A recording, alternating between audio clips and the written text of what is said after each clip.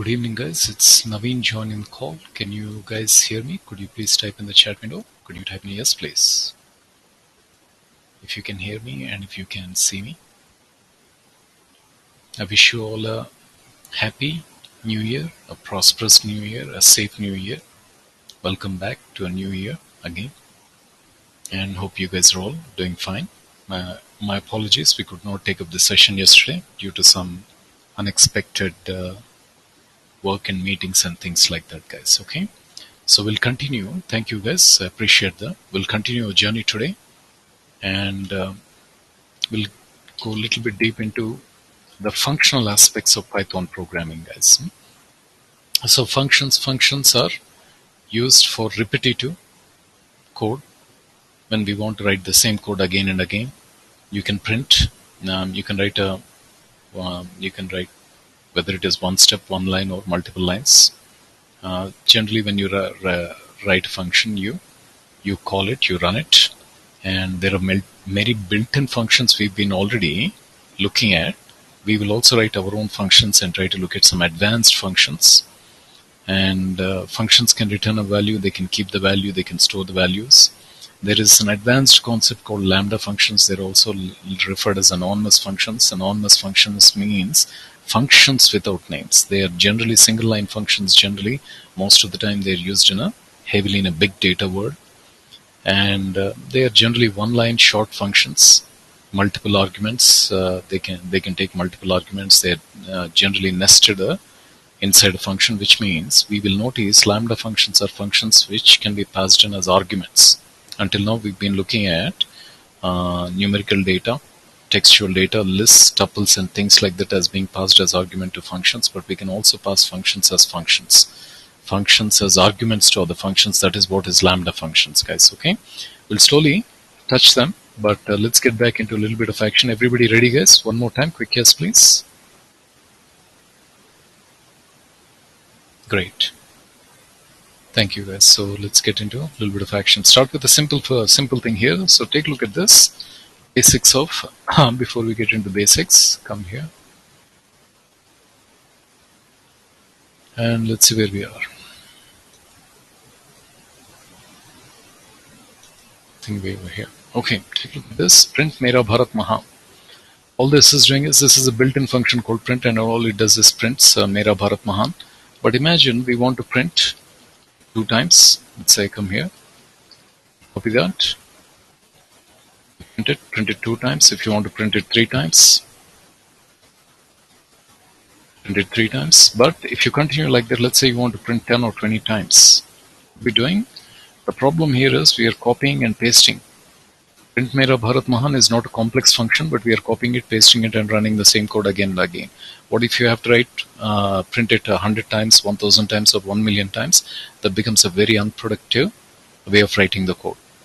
That is where functions can come to our rescue, guys. Okay, we can reuse the functions, we can call the functions, and we can simplify these things, guys. Okay, so let's see what we can do here.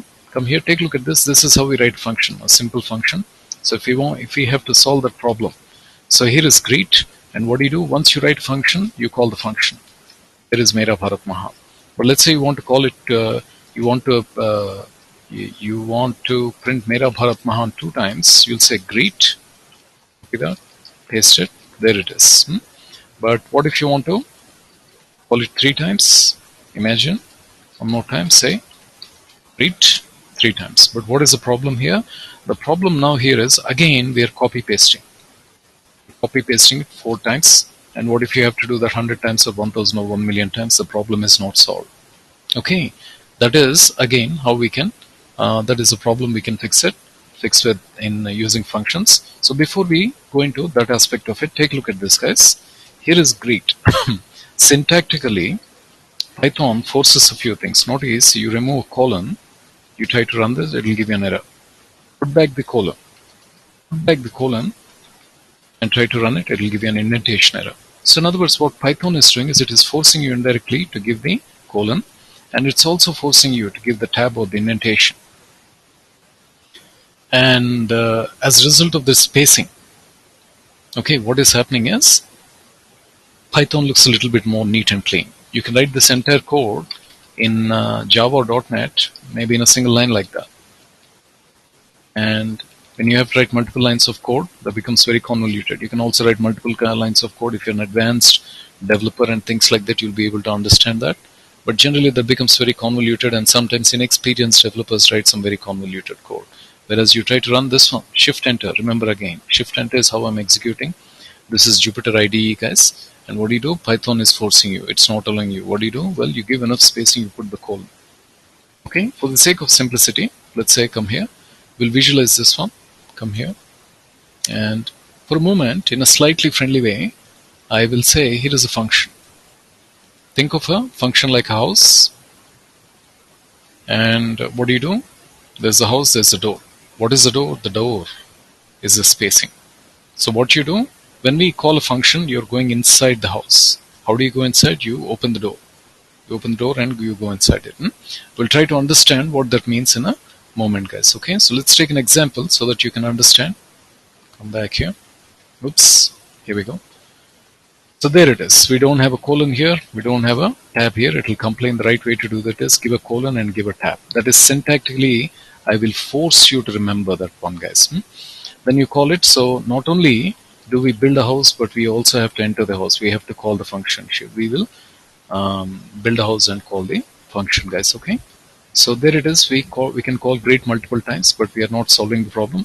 Now let's imagine we want to solve this problem. Let's say we want to call it 10 times or 100 or 1000 times. What can we do? Here's what we're going to do. We're going to use a while loop. A touch of while loops. I will kind of leave a little bit of loops concepts for you to have a look and review. But let's see what is going on here, guys. Now let us see. We'll say greet and say 5. Notice Mera Bharat Mahan is getting printed 5 times. If you say 50, it will get printed 50 times. So scroll down, that's 50 times. And whether you give 500, 5000 or 500,000 or whatever it is, you just change a single number. What is that? That's a single line code which is executing that many times. That is what is happening.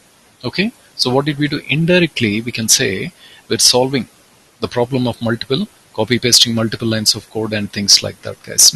So let's see, come back here. If we look at this code, okay, let's see if we can simplify this and try to understand a slightly simple term. So imagine, in a slightly friendly way, I'm going to call this function as a house. And what is this one? This is an argument. An argument means, more precisely, if you want to go inside this house, you need to go with a cup. Okay, you need to go with an object. So here is an object. And what did we do? We can give, let's say for the sake of simplicity, that is 5. You're putting a 5, you're going inside that house. What is this? This is the argument. One more time, notice there is a colon, there is a tab or the indentation. That is a syntactical requirement. Python is going to force you. Okay, then what we are doing is, let's say what we are doing the first step. Okay, the first step is we are going inside the house with a cup or with an object. Then here is I equals to 0. The second step, let's say for sake of simplicity, we'll put it like that. I equals to 0 means once you, let's say I will take this cup or object here as an argument. We're going inside the house. Let's say I'll put it there for the sake of simplicity. That is the first step. The second step, the one that you do once you go inside the house, is visualize something like this. We're creating an object. We're calling it as I. We're putting a 0 inside it. Okay, what is that? That is the second step. Then the third step, what we are doing is we're comparing the I and the N, which is the green cup and the blue cup.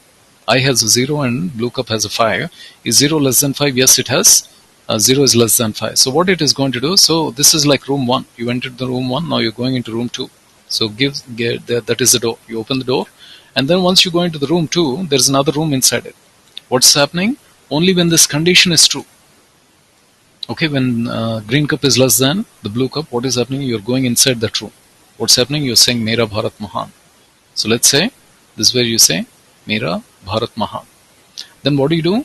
After you do that, you're coming back to the green cup, and what you're doing is you're adding a 1 to it. So if you add 0 plus 1, that will become a 1. Okay, so from here you go here, and from here the way while loop works is you come back here. This is also a slightly technical syntactical thing that I would force you to remember here. And what it is doing is it's again checking is the green cup less than the blue cup. Yes, 1 is less than 5. So what will it do? It will repeat it. It will again print Mera Bharat Mahan, and again it will add 1 to it. So 1 will become 2. Next again it will repeat it. Mera Bharat Mahan, Mera Bharat Mahan, Mera Bharat Mahan 5 times. So imagine we have come with a 5 at a stage where the green cup becomes 5. Let's say get rid of this. This becomes 5. This condition returns a false. The green cup is not less than the blue cup. So now what will happen is it will not go inside this room, but it is going to come out of the while room. And once it comes out of the while room, it is done. Okay, that might be a little bit confusing for the first function, but we'll try to simplify it a little bit, guys. Everybody with me? Can you give me a quick yes? We'll try to simplify it, and we'll try to use that kind of a logic. So there it is. That is what. Now take a look at this, guys. Here's another thing that generally, if you take a look at great N, for the sake of simplicity, I'll put a 5 there. Now what I'm going to do is I'm going to do a shift tab. Notice it gives you the help of the documentation. One of the things is no docstring. Docstring is nothing but documentation. Documentation string. Generally, when we write a function, what is a good practice? A good practice that they would expect in the real world is something like this. Say greet N, just give at least 1 line or a brief documentation in 1 or 2 lines there like that. So what you do within, you give your tab and you give that one, a 1-line description of your function. So let's say the same function will write it like this. Greet N. Now we have given a docstring. Now say greet N, let's say 5, execute it. And let's say somebody's executed this and now they want to look and see what is inside this. They don't have to look at the code.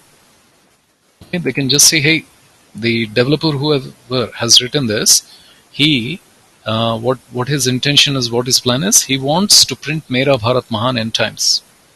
So what is that? You give a brief 1-line or a 2-line description, say most precisely 1-line description in the form of the 3 double quotes in the beginning. That is referred as a docstring. Okay, guys. So you do a shift tab and that comes up. It says it's a docstring. Everybody with me, guys? Quick yes, please. We'll look at the cups again in a moment, guys. Today whole day, I'm probably going to be spending time on that. So now take a look at this, guys. Here is Hamara Bharat Mahan, and we have a function here. What is special about Hamara Bharat Mahan? It is not inside the function. It is out. This line is outside the function, but notice Mera Bharat Mahan is inside the function. And notice again Hamara Bharat Mahan is outside the function. How do you know it's outside the function? Notice there is no door. Okay, if you think of this as a house, this is like a door for a room. This is the room, first room. Each line is 1 room, and if you have a door there, the empty space or the tab or the indentation is like the door. If you have the door, that means this room inside this house. This house, okay, where is it? We'll try to understand where is it, guys. Okay, so for the sake of simplicity, imagine I print Mera Bharat Mahan, we build a house, and I run this one. I will run this 4 or 5 lines of code, and let's see if we can simplify it. Close that one, come back here. Now notice what happened is we created a function but we did not call it, so Mera Bharat Mahan is not getting called. Okay, let's see, come here, take a look at this, put this here.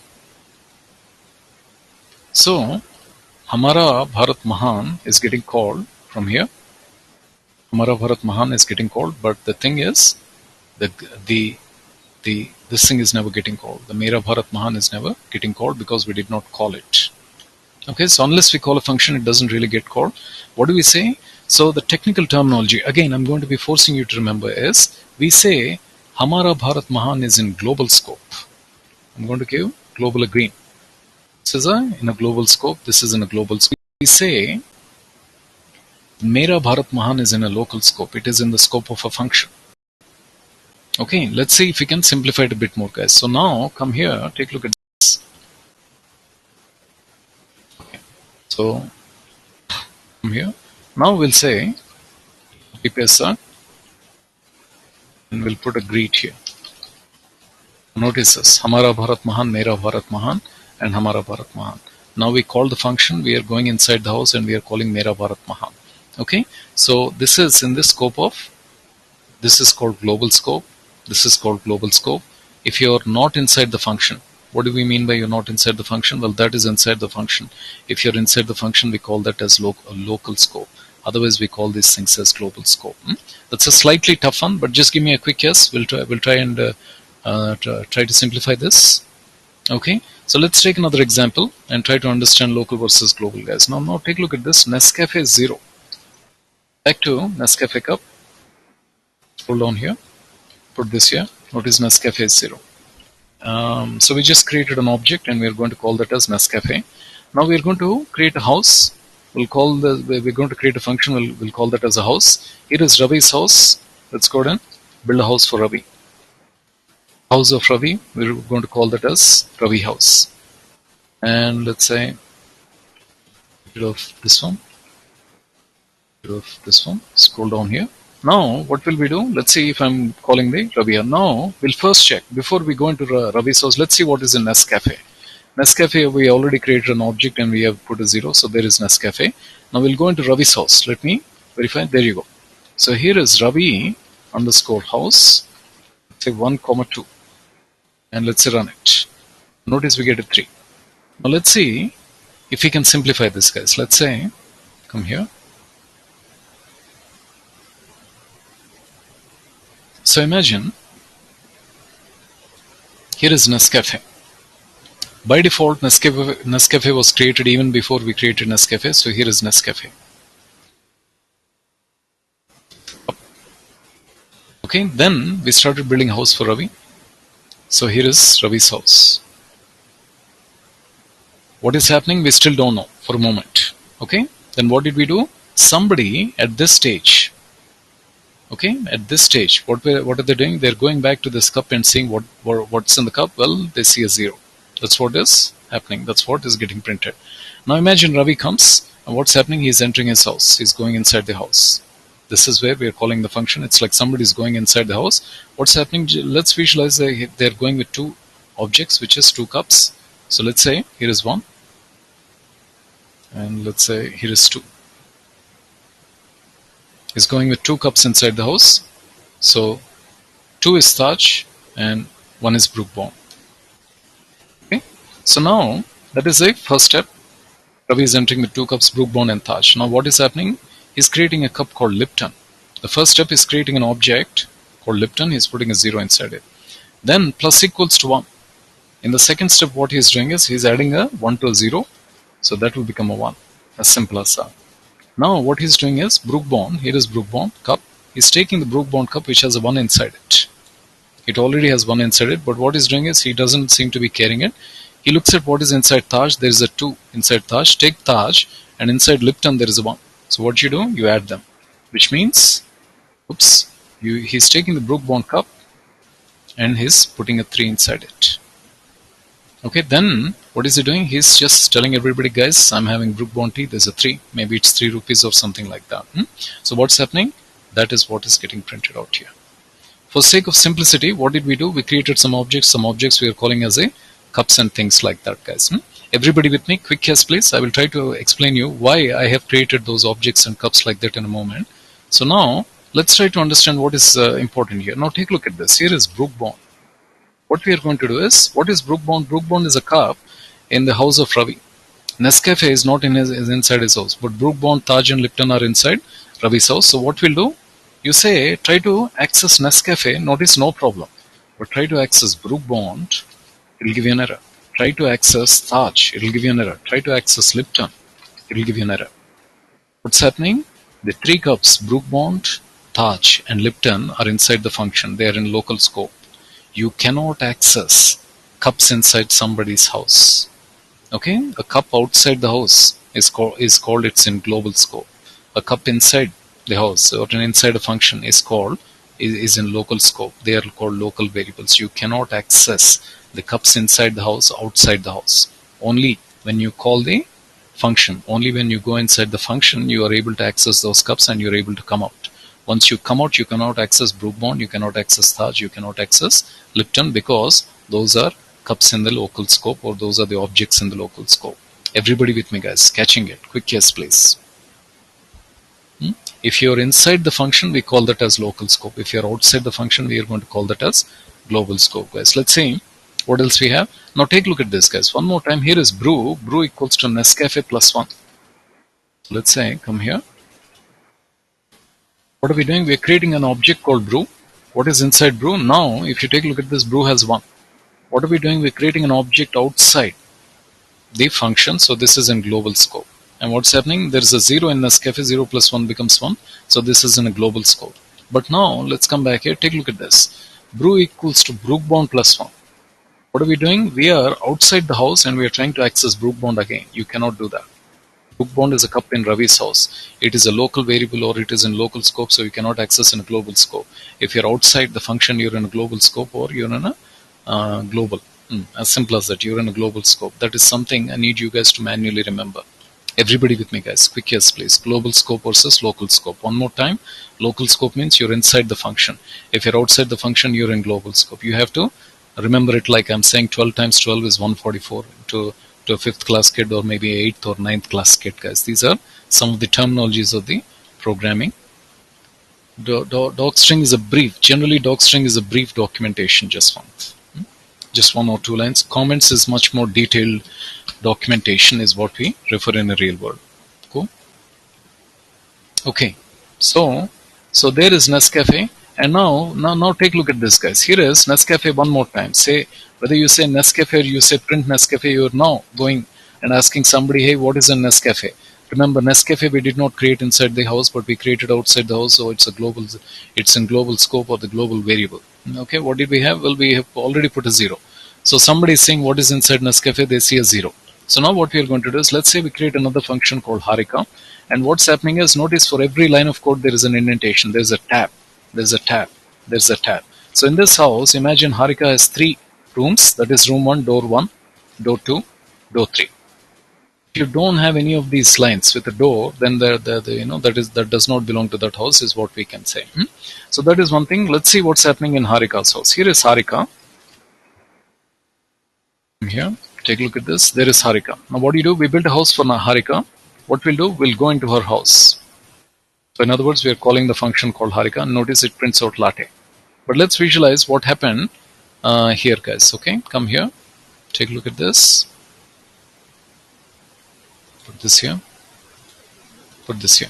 So start with Nescafe. Nescafe is in global scope. So here is Nescafe with a 0. We'll build a house here.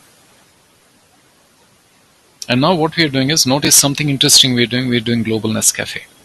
When you say global Nescafe, there is something special, guys. What Harika is doing is just visualize as if she is getting the cup which is outside her house into her house. And then what is she doing? She's putting latte inside it. Okay? Or, in other words, you visualize as if she's going to that cup, she's seeing what is inside it, she's removing the 0, and she's putting latte inside it. There is latte. And then she's printing Nescafe. And then she's telling everybody, hey guys, there is latte inside that cup. That is what it is. In other words, what is slightly confusing is, what is global Nescafe? When inside your house, when you say global Nescafe, what you're doing is you're accessing a global variable.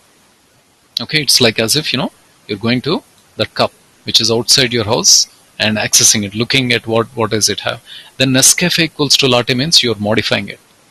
Okay, so from your house you went outside for the sake of simplicity, or you visualize as if you brought that cup inside your house. It had a 0 and then you changed it to latte. And when you change it to latte, because you said global Nescafe, it will go back to its original position, which is outside the house, wherever it was. That is what happens. That's a slightly deep one and a tough one. In other words, what you can do is, what we are trying to convey here is, the technical mantra is, inside your function, you can get the cups which are outside the house inside your house, and you can modify it, is what it is. Let's see, take a look at, okay. So now we'll repeat the same thing. Let's see, here is Harika one more time. Let's say copy this one. I'll give you another reason and see if you can understand that. So take a look at this. What we'll do, this here, and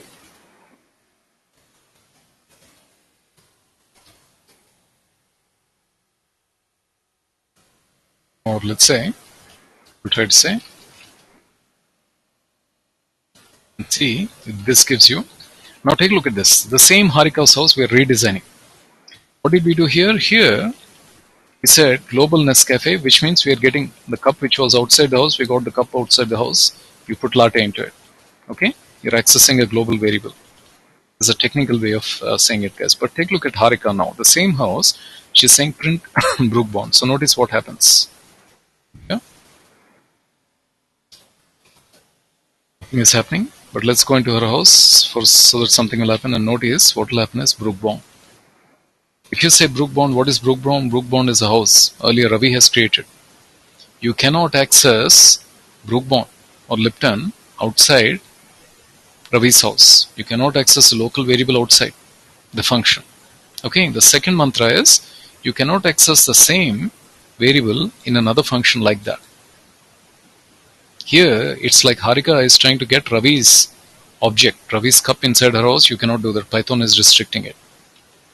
Everybody catching it, guys? You can get a cup outside the house, but you cannot get a cup or an object which is inside some other function. Is what you cannot access the local variables from another function. You can access global variables from outside. Is what you can think. It is not accessible outside the function because it is a cup in the function. Now let's see what I have next here. Okay, so now take a look at this, guys. Here is something deep which is going on. I'm increasing the complexity, guys. Today you may find me increasing the complexity a little bit. Back to Ravi's house, we're going to call this function as Ravi. And here is Nescafe. We're putting espresso. And so first what we'll do, here is Nescafe. This is a cup outside the house. And it looks like the earlier Harika has modified it from 0 to latte. So now if you see Nescafe has latte. Now come here. Here is Ravi. What we're doing, we're saying Nescafe equals to espresso. Let's run it. Now take a look at this. Here is Ravi. Let's go into his house. And notice what is happening. Now you have espresso. It looks like the difference is we did not give global Nescafe. We just said Nescafe equals to espresso and we are printing Nescafe. Okay, so that is the difference. If you don't give global Nescafe, what's happening? Here's what is happening. Now if you type in Nescafe, you'll see latte, you will not see espresso. Originally what did you have? Originally you had latte. So you put this here, come here. Let's see if we can visualize this, guys. Put this here. So originally, here is Nescafe which was outside the house, it had latte. Now what's Ravi doing? Ravi is building a house. Inside his house, the first step is Nescafe equals to espresso, but he did not say global. So imagine at this stage what Python is going to do is, if you say Nescafe equals to espresso, Python is going to create a new object called Nescafe, and inside it, it's going to put espresso. Oops, put.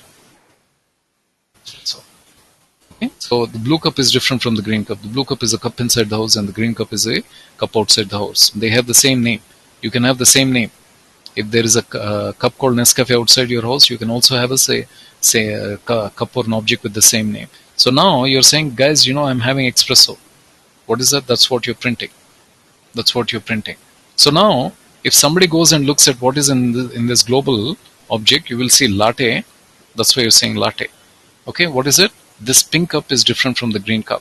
In other words, if you don't give global Nescafe, what is happening is, it is as if Python or somebody is creating a new object with the same name there. Everybody with me, guys? Quick yes, please. Can you access Ravi.Nescafe? No, you cannot. It's an interesting question. Let me just give a try. Somebody is asking a slightly interesting question, guys. Okay, he says, can you access Nescafe like that? Let me try that.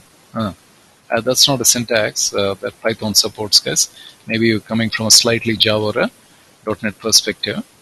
It's not an object. It is an object, but you cannot access the local variables like that. If you want to be able to access the local variables like that, you return them. You don't access them like that. Okay, guys?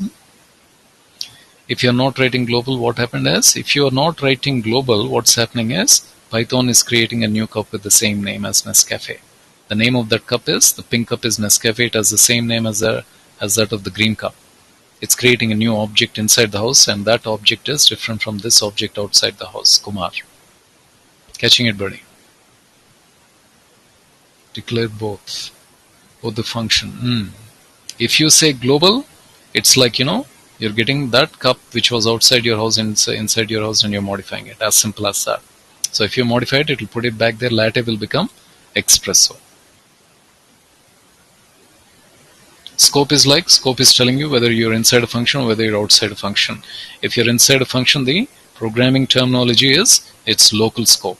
If you're outside the function, you are in a global scope. You need to manually remember that. 12 times 12 is 144. 11 times 11 is 121. Who's that? That is, I think, Jaswant or somebody asked me that question, guys. We can call the functions inside another functions. Those are advanced functions. We can do a lot more stuff. We can do very, very cool stuff in using functional concepts in Python, guys.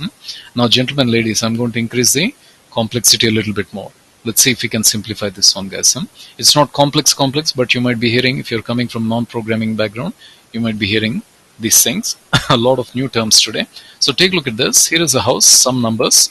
What this is going to do is we're going to pass in 3 objects. What are we doing? Inside it, you're taking the 3 objects, you add them up, and you return it. Okay, so take a look at what happens here. Here is, we created a function sum numbers. Now, say sum numbers, and let's give 1, 2, 3. Let's run it, and now notice you get a 6. So what's happening is, visualize something like this is happening. 1 is getting mapped to N1, 2 is getting mapped to N2, 3 is getting mapped to N3 based on their positions. Each one is being put inside those objects or cups. So inside, the first of what we are doing, we're just taking the 3 numbers, adding it, and we're returning. That is what is 6. So what is return? Return, when you go inside that house, when you go inside that function, you want some of the objects inside it. What is it? Here, you want the sum, so that is how you return. That is one way to think of it. Now what is happening? The concept here is, this is called positional arguments. This kind of functions are called positional arguments. Based on the position, the 1, 2, 3 are getting placed inside those objects. It's a programming terminology, guys. So now come here, take a look at this. Some numbers, say 1, 2, will give you an error. It says missing 1 required positional argument. Notice positional argument. What it is saying, if you want to go inside that house, go with 3 objects. Don't go with 2. Don't go with 1. It is forcing you to go with 3 of them. If there are 3, you have to give 3. You cannot go with 1, 2, or 0. That is called positional arguments, guys. Let's come here. Now take a look at this. A subtle difference and a slight difference. Come here. Hold on. Put this here. Run it. Now let's say some numbers. Let's say start with a slightly complex scenario, guys. I'm just going to give 1. And now notice we get a 51. What is happening here is, put this here. Choose this one. Now notice this, guys. 1 is getting mapped to N1, but notice we do not have an N2 and an N3. What are we doing? We are hard coding them here. This is called hard coding. When you hard code, what is this? These are called default arguments. Earlier, this is called a position argument. This is called a default argument. That's another programming terminology, guys. So what is the default argument? You give a default value, or you are hard coding it. So now what happens is, if you do not pass N2, or in other words, if you only pass 1, the default or the hard-coded value is being taken from here and substituted here. It's being taken from here and substituted here. These are called default arguments. The first one is positional. The second one is default arguments. As simple as that. If you want, you can also print. Okay, everybody with me, guys? Catching the default argument? You can also get the float values, guys. If you just say, so if you want a float value, you just change that to 0.0, and now notice you'll get a float. Oops, run that. Everything becomes a float. If one of them is a float, everything becomes a float. As simple as that. That's how Python works, guys. So that is the second concept of the default arguments. And now this, guys. For the sake of simplicity, we'll come back here. We'll pass in, we passed only 1. Let's say we'll pass in some numbers, let's say 10, not 20, but let's say 10, 100, but N3 we will not pass. So what's happening is 10 and 100 are being taken. If you give a second argument, inside this one, N2 is taking whatever you're passing. Only when you do not pass anything, the hard-coded value, the default value is taken. So for N3 we did not pass, so 30 is taken. 10 plus 100 is 110. 110 plus 30 is being taken from the hard code to the default value, that's becoming 140. Everybody with me, guys? Quick yes, please. Return is returning, guys. Return is like, so let's say, take a look at this. We'll rewrite the function return and see if this helps you in understanding. Instead of return, we say print sum. Okay, print sum, and now say sum numbers, say 10, 100. We'll repeat the same thing, and now notice what is happening is it's printing 40. So notice the difference. It says output is 140. Here it just prints. When it says output slightly in red color, when it gives you output, that means it's an indication that it's returning an object. It's a numeric object, a textual object, and things like that. Here, we're not returning. Okay, so in other words, let's say, so let's copy this one more time, increasing the complexity a little bit, guys. Copy this one. I'm going to paste this here. Some numbers. We're returning something. What it means is, let's say I want to get that sum. It looks like the sum is a cup inside. There's an object inside this one. But I want to be able to access it outside the house. What do you do? Well, outside the house, let's say I want to call it as, let's say T. T equals to, and we'll say sum numbers. Outside the house, I want to call it as T for the sake of simplicity. And what are we doing? We'll say 10, 100. Now notice T is 140. So what did we do? We can also call it sum there. For the sake of simplicity, I'm calling it as T. Okay. So now the same thing. Let's say come back here one more time. Instead of return, if you say print, you say sum like that. You're not returning anything. And say, let's say tea, coffee, and what else we have, guys? Let's say coffee. Here's coffee. Now you say some numbers of, let's say 10, 100. Notice what happens. And now if you try to look at coffee, nothing is there. Nothing was returned. It printed 140, but no object was returned. So coffee is giving you nothing. It's like none. There is nothing inside it. That's a subtle difference, guys. So more precisely, when you go inside somebody's house, you can return the objects. That is what return is doing.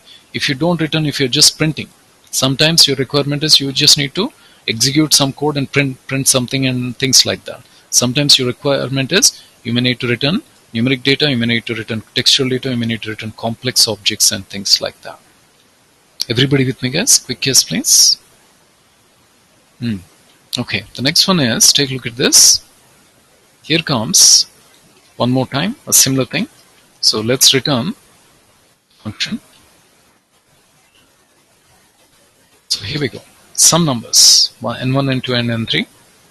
And now take a look at this, guys. What is different here is total. And if you look at total, getting 90. So now what is happening is, put this here, choose this one. So notice n1, the order is actually going in this direction. But what we have done is we have changed the order. We're going in this direction. In other words, n1 is here, n2 is here, and n3 is here. Okay, guys. So we have changed the order. We can put them in whatever order you'd like. Yeah, you have changed the order. You can put them in whatever order you'd like. But what you're doing is you're explicitly giving the name. These are called named arguments. Okay, if you don't give the names, what will happen is 10 will go into n1, 30 will go into n2, and 50 will go into n3. It becomes a positional arguments. But if you are explicitly giving the names like that, what are you doing? You can change the order. This is called keyword arguments. N1, okay, so let's try this one. So somebody is saying, can we try something like this? Try this one. We will give 3 of them, but let's say we don't give n2. Let's see what happens. Forcing you. It's kind of, getting confused. It's forcing you. You can play around a little bit more, but generally, you can also try something like this. Let's give this one. Let's say 5. Oh, it's forcing you. If you change one of them, if you give one of the arguments, I think it is forcing you everything. Short and sweet. Okay, these are called keyword arguments. In C programming, if you use return, you must print to get the output. Is this different? You don't need to print here, Nitin. It's not necessary. It depends really on your requirement, but it is not necessary to print, buddy. Return again is many times when you execute a function, you want to return the objects inside it. You want to return a list object, a tuple object, a dictionary object, or a complex object, Pawan. Print is you're not returning. It's like, imagine you're going into a function, it's like going into a house. When you're coming out, somebody is giving you some, a gift. Return is, where they're giving you a gift. Whereas when you don't have a return, you're just doing some execution. You're just doing some work and coming out of their house without any gift. Swarna, how did you get 140? 140 is because what's happening here? Wait a minute. Here. 10. 10 goes into N1. Because you have given this one, 100 will be put into N2. So 10 plus 100. 10 plus 100 is 110. Because you did not give anything for N3, 30 is taken from the hard-coded value. 110 plus 30 is becoming 140. Catching that, Swarna? Function has only one return, yeah. If you want to return multiple objects, there are ways in which we can write Kumar. Who's that? Hemant. I'm just using the names there, Kumar. For the sake of simplicity, I just use the names of tea and coffee as the names. Catching it, buddy? Okay, so now take a look at this, guys. One more time, increasing the complexity. Let's see what it is. Take a look at this. Here is function f1. Okay, I'm going to create the function and I'm going to call that function at one time. Let's see what happens. We're getting a 10. We're returning a 10. No problem. Okay, we'll not go inside. We'll not discuss about that. But let's see. Take a look at this. F2. Here's another function. Rajan Wag Bakri. It's taking 2 teacups. Gives you 3. Let's take another function. This takes 3 arguments. Gives you 6. 1 plus 2 plus 3. As simple as that. But let's say, can any one of you take a guess? If you write a function like this, what is the problem, guys? It's a slightly tough question. If we write a function like this, what is the problem? It's a tough question, just in a friendly way. I don't mean to. It's a syntactical error. One answer, just one. Think again. Any other thoughts? What might be the problem a developer or a scientist might have if he has to write a function like this? Infinite. There you go. I like that. So what is happening, guys? Take a look at this. Let's come back here. Imagine we are writing a function which will take only one object. You wrote one function. And you also need to write a function which takes 2. You write another one. You write another one with 3. You write another one with 4, 5, 6, and 7, and so on. 10. How about 100? How about 1000? How about 1 million? What is that? You will have to write 1 million functions there. Everybody with me, guys? Everybody catching that point? So what do? That's where we can use something like a star tray. So take a look at this. Here is def. What we'll say star tray, or we can say star args.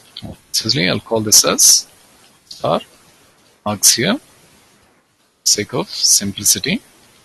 And take a look at this. We'll run this one. So here is one function. Say, show this.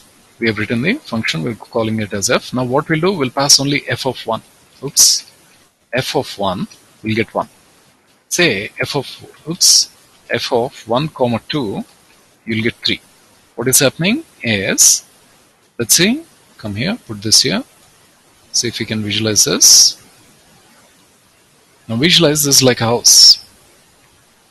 Until now, what we are doing is, we were going into the house with one object or 2 objects. But now, when we go like this, what we are doing is, we are going inside this house, not with 1 object and 2 objects like that. But visualize, you're going with a tray. Okay, and what is this? Inside that, you have 1 here and 2 here. So now, what's happening is, your tray is going inside the house. How many cups you have inside that house is up to the tray. You can have 1 cup, you can have 2 cups, you can have 10 cups, you can have 100, or you can have 1 million cups. So what is happening? What's the for loop doing? The for loop, it's like the args is the tray here. What's the for loop doing? It's picking up 1. 1 becomes a cup. What are you doing? You're saying t is 0. You're taking the 1, adding it to 0, so that becomes a 1. Then what is it doing? It comes back again, picks up 2. The cup becomes 2. Add that 2 plus 1 becomes 3. Now what's happening is, notice, the 3 is getting printed there. Which means, let's go back here one more time. Take a look at this. We'll add a 3. No problem. You add, let's say, 4, 5, 6. No problem. What you're doing inside depends on your requirements. But you can add 100, 1000 or 1 million. What's happening? Now we don't have to write 1000 or 100 or 1 million functions. One function can take care of that. Okay, this is called variable number of arguments. Everybody with me, guys? Quick yes, please. In other words, instead of writing hundreds and thousands of functions in a scenario like that, with one function we're able to accomplish the same magic. Okay, so what's happening? We are now, until now here, what is this? You're going with object 1, object 2, object 3. Okay, but here when you put a star, it's like you're taking all the objects and putting inside a tray. And what does this do? If there are any objects in the tray, it will do its processing and print. If there are no objects, it will just print out, without processing is what it is. In other words, you don't have to write hundreds and hundreds of functions in a scenario like that, guys. So that is called variable number of arguments. Let's see, go one step ahead. Star args. So there it is. We are taking as many arguments as you want. Now here comes another one, star star. Take a look at this, guys. Let's see, here is again increasing the complexity. This is a bit more tough one than the previous one. Let's see if you can understand this. Here is a function. And what is the difference here? Here it is coming in as a star star. Okay, notice over here the for loop. This is what it is doing is it is going to the tray, it is taking each object and it's doing some processing. It's adding up it ends up adding all the objects and gives you the output. Now if you take a look at the for loop here, what is happening is it says keyword args.items. This is going to be a group of pens. This is going to be like a dictionary. If you say a star, it's expecting a tray of objects. If you're saying star star, it's like expecting a dictionary, like a dictionary. A dictionary is a key and a value is like a cap and a pen. Okay, so what will happen? So let's see, there is a fruit basket. Let's try to run this one, or let's run the first one. Copy this. There it is. That's what is getting printed. So what is this? Key and a value, key and a value, key and a value. So this whole thing is going to be put into a tray like a dictionary. And what is special here, guys? This is the syntax. This is called unpacking. The way when you use star args, you have to say star args.items instead of just keyword args. You say dot items, and that will unpack the key and the value. This is called unpacking. The for loop is unpacking, and the format is just printing 20 spaces. From here to here, that's roughly about 20 spaces. That's what format is doing. And roughly from here to here, 10 spaces. That's what the format is printing. It's printing it. Hey, here is the key, here is the value, and things like that. So more precisely, what is this? This is like it's expecting a dictionary here. If you say star star, it's treating this whole thing as a tray of pens or a group of keys and values, which is nothing but a dictionary. Everybody with me, guys? Quick yes, please. Star args is like a group of objects. That is right. Good, guys. So these are some advanced functional concepts. Briefly, I'm introducing you to you here. But let's see, with that understanding, many things will become clearer and simpler. Now, let's take a combination of everything that we have seen. So let's take a look at this, guys. Come here. I'm going to copy this function. Put this here. Now run this one. And what we'll do here is, notice, sums equal to my function of 10, 20, 30 and things like that. So let's say come here, put this here, and now notice what we are getting. We're getting a 60, 110 and a 600. Let's see if we can simplify this one. Come here and see, get rid of this, oops, get rid of this. Look here, see if I can get that into one. Okay, so load that. There you go. So notice what we are doing is, here's what is happening is, these three are going to act like their positional arguments. This is going to act like, that is a keyword, that is a variable number of arguments, this is going to act like it's a dictionary. So what is going to happen is 10 is going to be put inside N1, 20 is going to be put inside N2, 30 is going to be put inside N3. So what's happening? So what we are doing is, the first step what we are doing is we are creating 3 cups S1, S2, S3. So it's like, here's S1, let's say here is S2, and here is S3. That is the first step. We're putting 0, 0, 0 inside 3 of them. The second step, what we are doing here is, you take N1, N2, N3, you add them up and put the result in the pink cup, which is 10, 20, 30. What is it? These 3, if you add them, this is becoming 60. Okay, then let's say choose this one. The next one is star arcs. What is star arcs, guys? It is going to take, after 10, 20, 30, from here, it's going to take a group of these objects. A group of these objects, it's going to put them in a tray, and it's going to call that as star arcs. What's happening? We are using a for loop here, and we are extracting each cup. 11 plus 22 plus 33 plus 44. What will that become? That is becoming roughly 110. 1, 1, 0 is getting put inside that one. That's 110 here. Okay, then let's say choose this one. These things are become keys and values. They're like keys and values. They're coming in a tray, and what's happening? That's how you unpack them. That's the way you try to access the key and the value. You extract the value, which is 100 plus 200 plus 300. What's that? That's adding to be 600. That's being put here. So it's a combination of positional arguments and variable number of arguments and variable number of arguments, which is acting like a dictionary. That is what is going on here. Everybody with me, guys? Are you able to catch it? Are you able to relate it? You don't have to get perfect. It's the first time you're probably hearing. Once you look at a group of examples and things like that, you'll be able to get a good feel of that, guys. So those are some of the functional or the advanced functional concepts I wanted to introduce you. Okay, looks like we're already getting into the world of classes, guys. Okay. So there's a class, there's a correlation. Okay. So let's see briefly today. I will introduce you to classes briefly. More formally, we'll see them in the coming up days a little bit more. And this is where we will actually get a little bit more into a real world and things like that, guys. Okay. So in the machine learning world, everything is object oriented. In Python also, behind the scenes, everything is an object. Everything is object oriented. But let's start with a simple example and try to understand what is a class. Come here. Let's say, imagine you want to build a house. Okay. The first thing that you need to have to build a house is an architectural plan. Without an architectural plan, generally you don't build a house. That is what. So what is this architectural plan? That is what is a class. Let's say, come here. Come here. Take a look at this. Here is, we'll say, class person.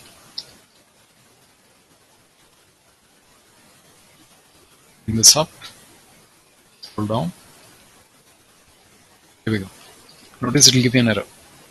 Python is again forcing you to do something. What is it? Put the class, colon. Notice it gives you an error, which means it's forcing another thing. Put the colon, then the moment you type enter, it will automatically take care of the tab or the indentation. Now you say pass. Pass means do nothing. What is this? This is called an empty class. It's like an empty architectural plan.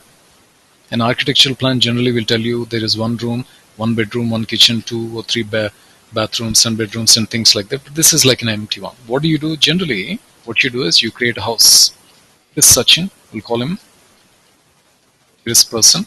This is called an object. From a class, what we do is we create an object. What is Sachin? Sachin is an object, is the name of a person. Okay, but what is the problem? This plan, this architectural plan is empty. So, what do we do? Let's see what we do. Come here. Look at this. Now, increasing the complexity one more time today, guys. Take a look at this. I'm going to introduce you to a function called double underscore init. It's called a constructor. So, let's rewrite the class with a person. And instead of pass, we'll put in a function. The functions inside the class are called the methods. I will force you to remember it. It will generally take a little bit of time to understand all these concepts, guys. If you're coming from non-programming background, what happens is it takes a few days for you to digest these concepts, but since due to time limitations and things like that, we'll try our best in remembering them, guys. So now take a look at this. Here is person. What we'll do, we'll say Sachin equals to person. What is this one? This is a syntax of how you create an object. You create class is your architectural plan. What is an object? This is called an object. An object is like a house. What is happening is, now notice when you call person, when we created an object, here is what is happening. Scroll down. The moment we call person, somebody is calling this function. We call this function as a method.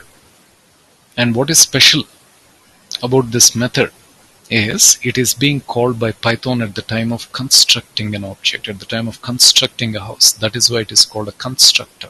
That's a slightly confusing name.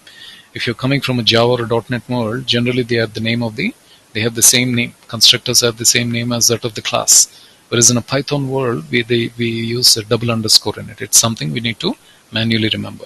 Why is it called a constructor? Because it is getting called at the time of constructing an object. Where are we constructing? This is where we are constructing. What do? Generally, when you create a class, you construct an object. In other words, when you go to an architect and get an architectural plan, what do? You build a house. The house is the object. Everybody with me, guys? Can you give me a quick yes? Okay. And let's see what you guys are asking. It has double underscore in it. It is not single underscore, double underscore.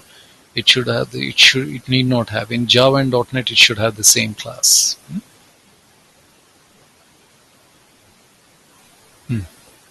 Okay, let me come down here. I'm coming to the self, guys. Okay. So now let's see. Let's take it one step at a time. So there is person. Now take a look at this, guys. Come back here. Here is how you design a class. In real world, imagine here's a person. A person has something. What does a person have? A person has a name.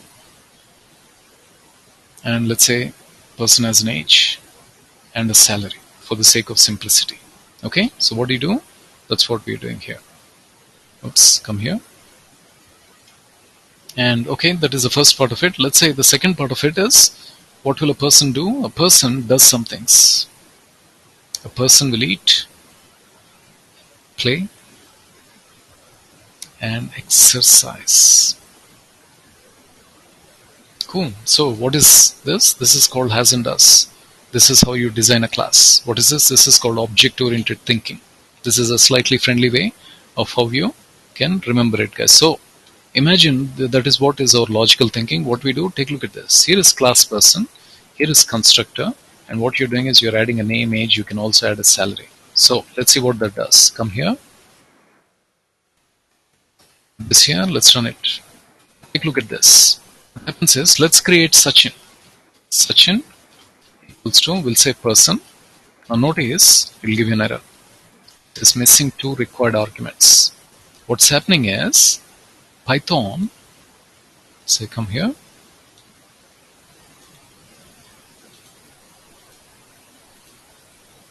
Python is going ahead and calling this method. That's the way constructor works, guys. That's the way Python works. The moment you create an object, it calls. But notice there is 1, there is 2, there is 3. There are 3 arguments. We did not give any arguments here. For self, it's something you need to manually remember. You don't need to pass an argument. Self is called a self-referencing variable. Why? We'll try to understand that in a moment. But what we need to do is, for name, you need to pass an argument. For age, you need to pass an argument. Let's prove that. So let's say, come back here. So let's say here is Sachin. Let's say, we'll say his name is Tendulkar. Tendulkar. Sachin is the name of the object. Tendulkar is his name. Let's say his age. Let's say how much he is, guys. He's close to 48 or 49. Let's say I think he's 49, guys. Now notice no error. No problem. Now what's happening? When you created an object of Sachin, it went ahead and called this method. Function inside a method. Function inside a class is called a method. It's printing it. And now what's special? Now take a look at this. You can say Sachin dot and notice you're able to access the name and age. Let's say, what's his name? It says Tendulkar. You're able to access the name. You can also access age. You're able to access. So where is name and age coming from?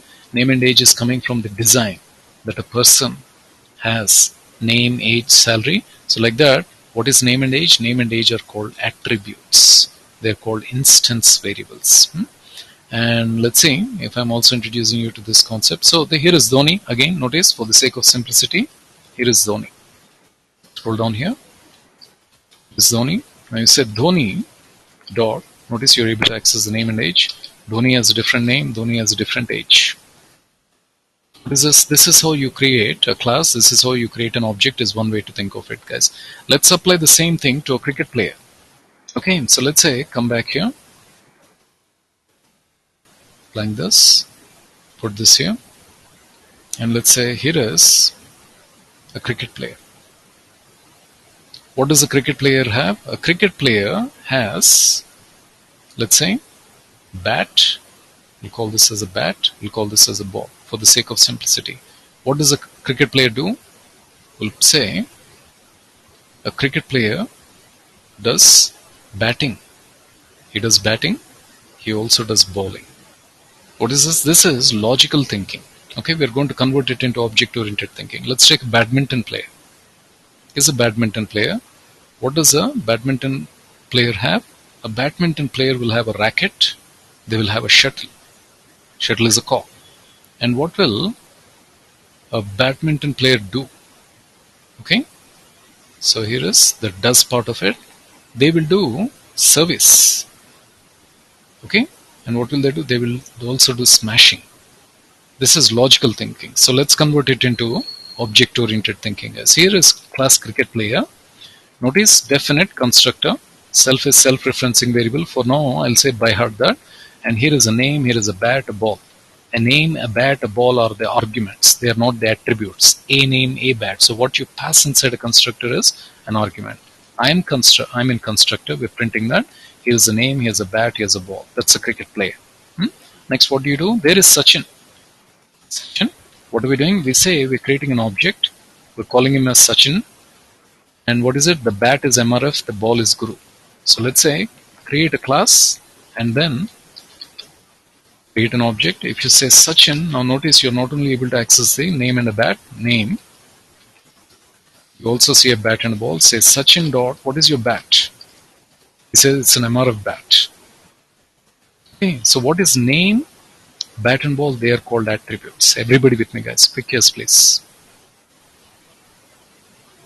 Self is self-referencing variable, guys. Okay, I have one more concept before I will explain self. Maybe I'll save it for another day, the coming up day. But let's see if I'm also taking, for the sake of discipline, let's also come and take badminton player. Notice badminton player will have a name, a racket, and a shuttle. This is a constructor. Name, racket, and a shuttle. These are called the attributes. So here is Sindhu, badminton player. Unix is her bat. Unix is her shuttle.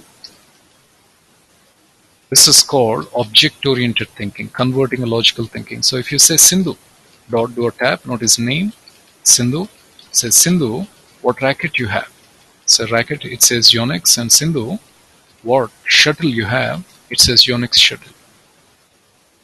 Everybody with me, guys? Quick yes, please. Okay, this is called object-oriented programming.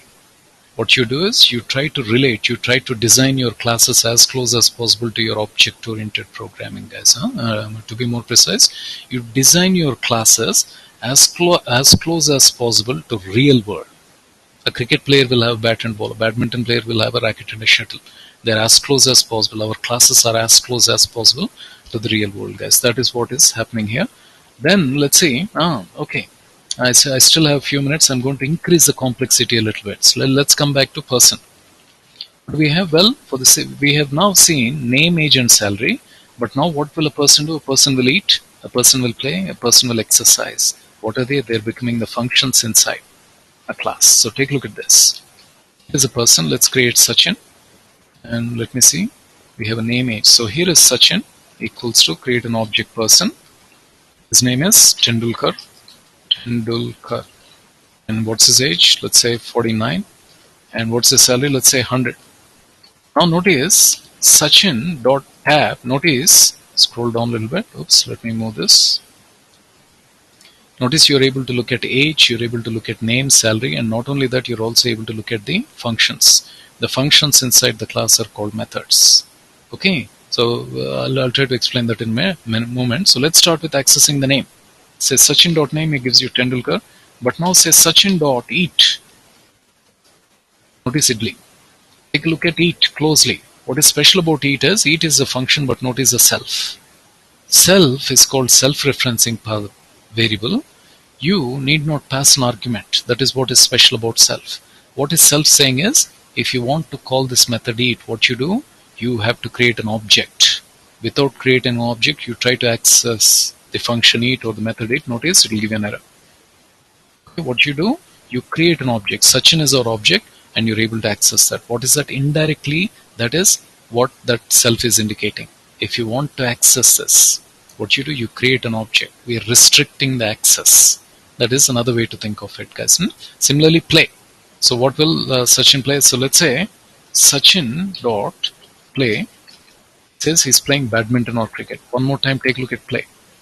The self is there. So it's forcing you, hey, create an object. Without creating an object, don't. Then say Sachin exercise. So here is Sachin dot exercise. What do you do? There is jogging. Everybody with me, guys? Quick yes, please. Self is a keyword. It's a reserved keyword. It's like a reserved keyword, guys. Good, guys. Okay. So let me not overload you too much today. I will save a few of them for the next session. But let me open up the platform for a few questions and things like that, guys. Please try to type in some of the questions, and I'll try to answer some of them.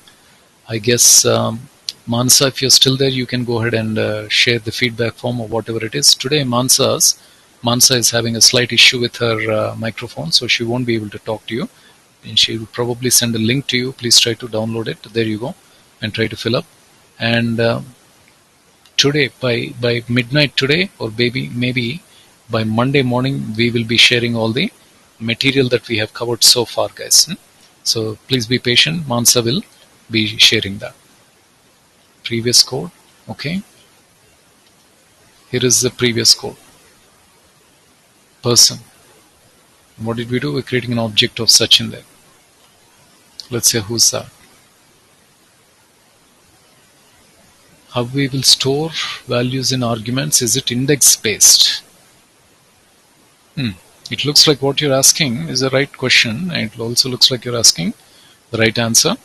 If you want to store the values in arguments, you don't store the values in arguments, you put the values in the arguments and you send it to the function. Okay. It's called OOPS concepts. Yes, these are all OOPS concepts. This is OOPS is object-oriented programming concepts, guys.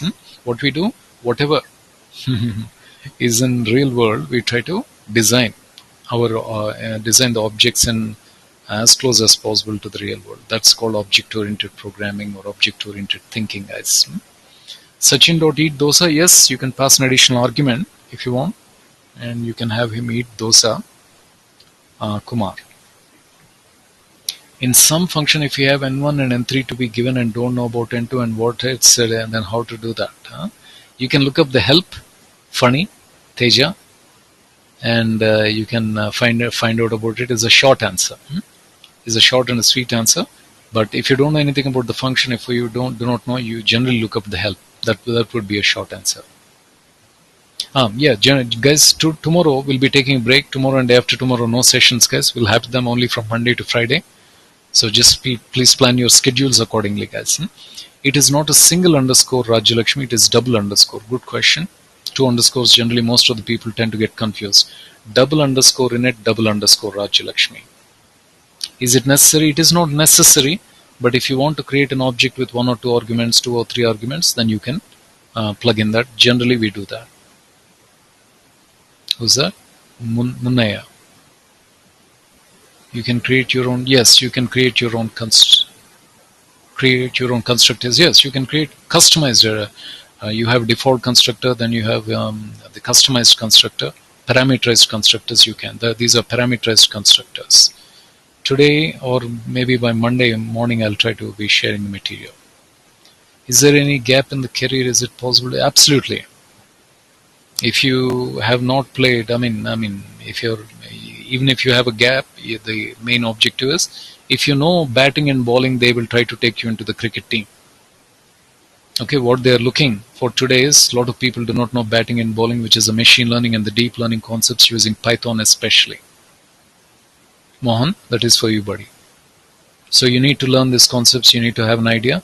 Most of the businesses, enterprises in real world, they are trying to understand how to apply these concepts in their own world. That's what they don't know. So that's where you go in and say, hey, here is how you can do it. If GPA is less,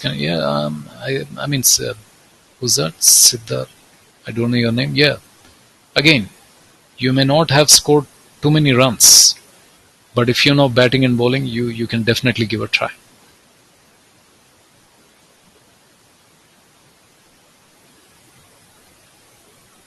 Thank you, Mohan. Ram Sidhu. I'm in constructor, Dhoni H. Sachin. So what is your question, Sidhu? I'm not able to understand your question, buddy. Please try to rephrase it. Multiple. Good one there. Tough question. Let's see. Surender is asking, I think we can we call the multiple constructors at the time? Oh, yeah, I think so. Surender, I have not tried it explicitly. Yeah, I think you should be able to call. I'm thinking. I may be wrong, but you can give a try. How to find an opportunity. You have to look up for some of the analytical companies around. If Google is your godfather and friend, and it will give you a lot of. Then you have the Monster, Naukri, all these sites. They keep posting a lot of them. You have to keep track. LinkedIn today is becoming very powerful. They're a powerful analytics company, or in other words, they're using some powerful analytical techniques for recommendations, guys. Like, if we cannot assure your job, nobody can assure your job. You have to also give a try. These are the sites you can start looking for, guys. Is it all about coding? Coding is one of the important things. Okay. Without coding also there are some tools, but if you have touch of coding, you don't have to be an expert coder. But these are the concepts that you need to have an idea. Who's that? Bharat. That's for you, buddy. Object and constructor. Constructor is like a function inside a class. When you create an object, that function is getting called by Python. That function is called method in an object-oriented world. To get into MNC, these are the things. This is the foundation that what we are laying. Whoever Jaswant, these are the foundational concepts you need to have to get into the world of MNCs or any company, guys. You don't have to focus purely on MNC. If you have an opportunity in AI, data science, these are very, very innovative jobs. You should try. MNC is good, but even if it's a new startup and things like that, do not underestimate the importance, guys. They're very creative. They're very innovative companies coming up. Can we create two init methods inside? Yeah. Short answer, yes, Ram. You should be. Only self to call a function in class. Self again is just saying, hey, you create an object of that class.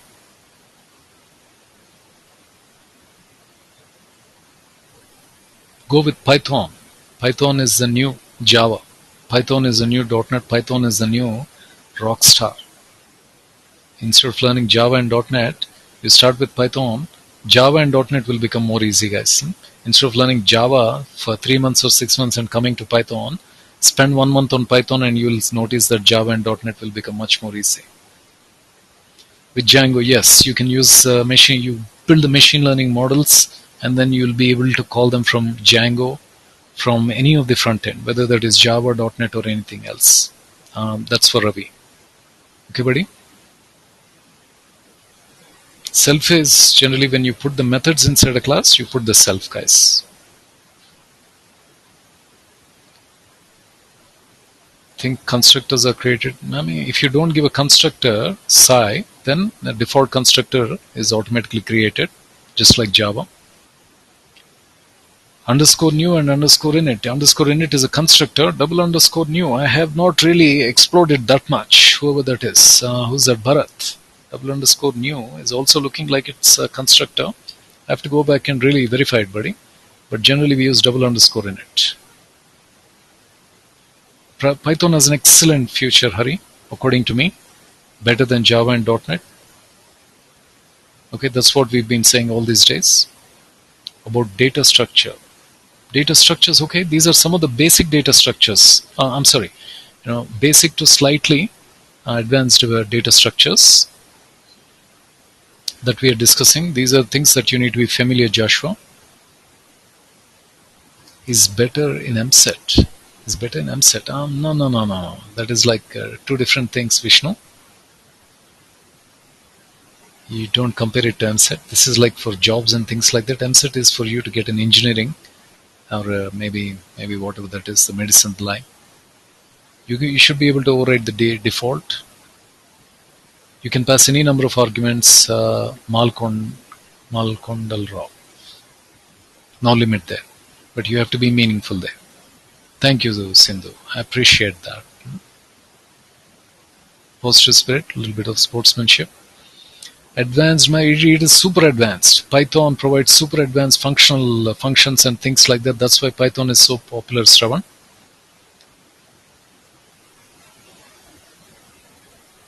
Oh, there are a lot of companies who are into the world of data science, guys. So, again, as I said, there's a lot of shortage with people with these expertise. That is why we are offering this one. BSc Computers, Hari. Okay, you already have a slight advantage of computer science concepts, so it should be more easy for you. Okay, guys. For today, I will be stopping it here, guys. We'll continue our journey from Monday, and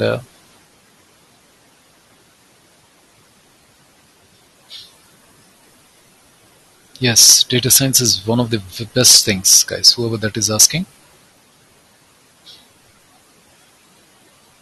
About 30 to 40% is what we finished.